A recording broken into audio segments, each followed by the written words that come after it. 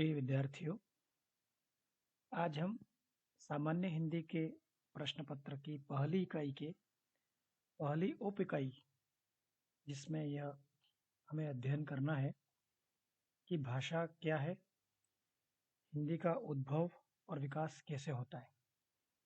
इसको जानने से पूर्व पहले हमें देख लें कि भाषा है क्या।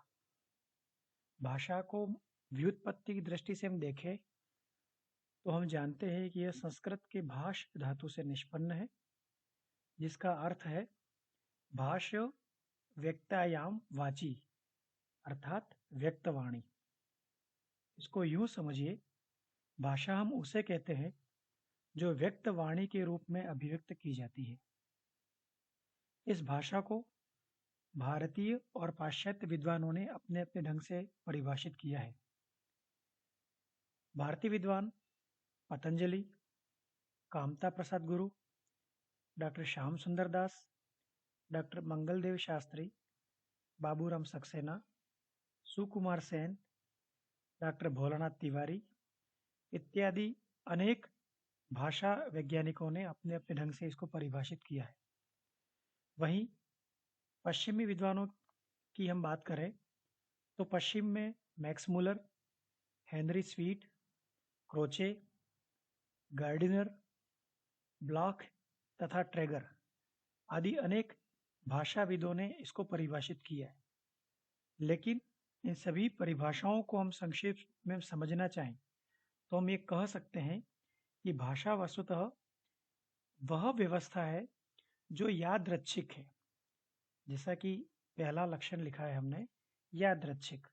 यादृच्छिक का तात्पर्य है ये एक मानी हुई व्यवस्था है जिसको किसी भी क्षेत्र के किसी भी परिवेश के लोगों ने उसको माना है।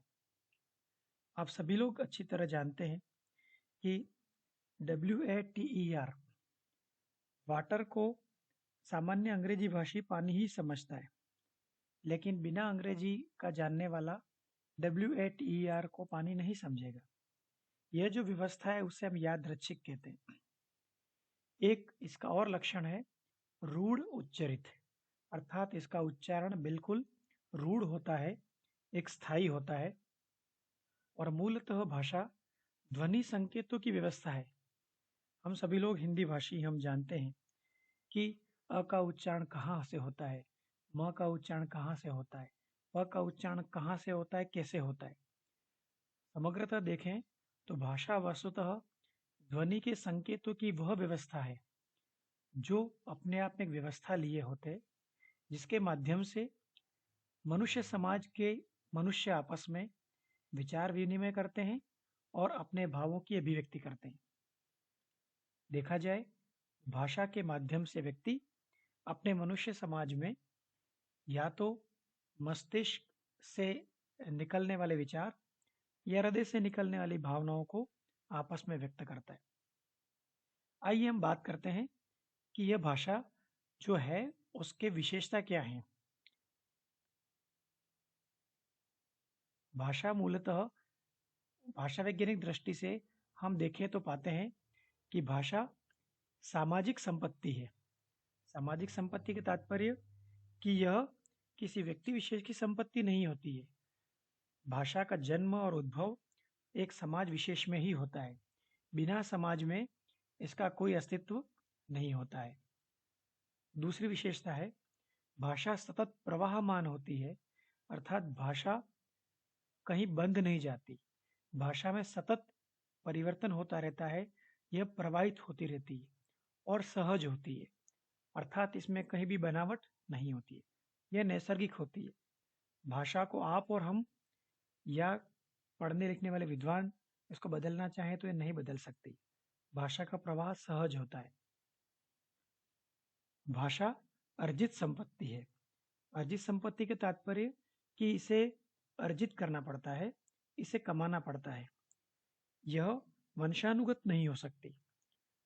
यह जरूरी नहीं कि यदि माता पिता अंग्रेजी भाषी हों तो उसका बच्चा जन्म से अंग्रेजी ही सीखेगा। उसको भाषा कहीं न कहीं से उसको अर्जित करनी है, उसको सीखनी है। इसे भाषा को अर्जित संपत्ति माना गया। एक और विशेषता होती है परिवर्तनशीलता, अर्थात भाषा सदैव परिवर्तन की ओर जाती है। हम सभी लोग जानते हैं, भाषा को बहता नीर भी कहते हैं। इसका तात्पर्य, जैसे नदी का पानी कहीं ठहरता नहीं, सदैव आगे बदलता रहता है, बढ़ता रहता है, उसी प्रकार भाषा भी परिवर्तित होती है सदैव। किसी भी एक रूप में वह स्थिर और स्थायी नहीं होती।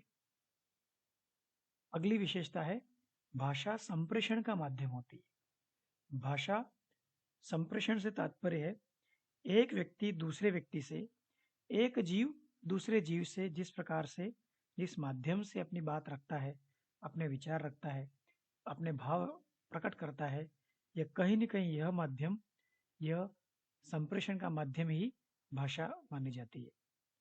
अगली विशेषता है, भाषा अनुकरण से सीखी जाती है। अनुकरण का तात्पर्य जानते हैं हम। अनुकरण कहते हैं कॉपी करना, नकल करना। हम सभी लोग जानते हैं, मनुष्य इस समस्त चराचर में, समस्त विश्व में सबसे अधिक ज्ञान अनुकरण से सीखता है, नकल से सीखता है। जैसे बंदर के बारे में कहते हैं, बंदर सबसे अधिक नकलची होता है। लेकिन मनुष्य जो है, वह भाषा का अर्जन, वह नकल से ही सीखता है। आप सभी लोग अपने बचपन को याद करें तो हम पाते हैं कि हमारे माता पिता, हमारे आस पड़ोस, हमारे गुरुजन जिस टोन में, जिस लय में, जिस तान से हमसे बात करते हैं, और कहीं न कहीं उनके माध्यम से ही हम भाषा सीखते हैं। इसीलिए हम जानते हैं, सभ्य परिवेश में रहने वाला बच्चा, उसकी भाषा सभ्य होती है। असभ्य परिवेश में रहने वाले बच्चे की भाषा असभ्य होती है। क्योंकि जो बच्चा है, बचपन से माँ की कोख से भाषा सीख कर नहीं आता, वह अपने समाज से, अपने परिवेश से, वह अनुकरण से सीखता है, नकल से सीखता है। अगली विशेषता है, जटिलता से सरलता की ओर। ये प्रत्येक भाषा का स्वभाव है, ये प्रत्येक भाषा की विशेषता है कि भाषा अपने प्रारंभिक स्वरूप में जटिल होती है, कठिन होती है। लेकिन मनुष्य का स्वभाव होता है कि कभी भी जटिलता को वह स्वीकार नहीं करता, वह कहीं न कहीं जटिलता को आगे क्रमशः सरलता की ओर ले जाता है। यही भाव और यही स्वभाव भाषा के साथ भी है। भाषा अपने विकास में क्रमशः जटिलता से सरलता की ओर जाती है। अर्थात भाषा अपने आरंभिक स्वरूप में व्याकरण के नियमों से बंधी होती है, लेकिन कालांतर में, बाद में वह लोगों के व्यवहार से सरलता की ओर जाती है। भाषा की अगली विशेषता है परंपरागत। ये परंपरागत वस्तु है। इसका तात्पर्य यह है कि व्यक्ति इसे परंपरा से प्राप्त करता है। व्यक्ति इसका सृजन नहीं कर सकता। भाषा कोई व्यक्ति विशेष नहीं बना सकता। भाषा एक समाज ही बनाती है, और कोई भी व्यक्ति है, समाज का कोई भी इंसान है, वह उसको परंपरा से प्राप्त करता है। इसलिए भाषा की विशेषता मानी जाती है, भाषा परंपरागत होती है। अगली और आखिरी विशेषता होती है, प्रत्येक भाषा की संरचना पृथक होती है। अर्थात प्रत्येक भाषा की बनावट, उसकी संरचना, उसके शब्द, उसके पद, उसके वाक्य, उसकी अभिव्यक्ति हर भाषा की अलग अलग होती है। हम सभी लोग हिंदी भाषी हैं।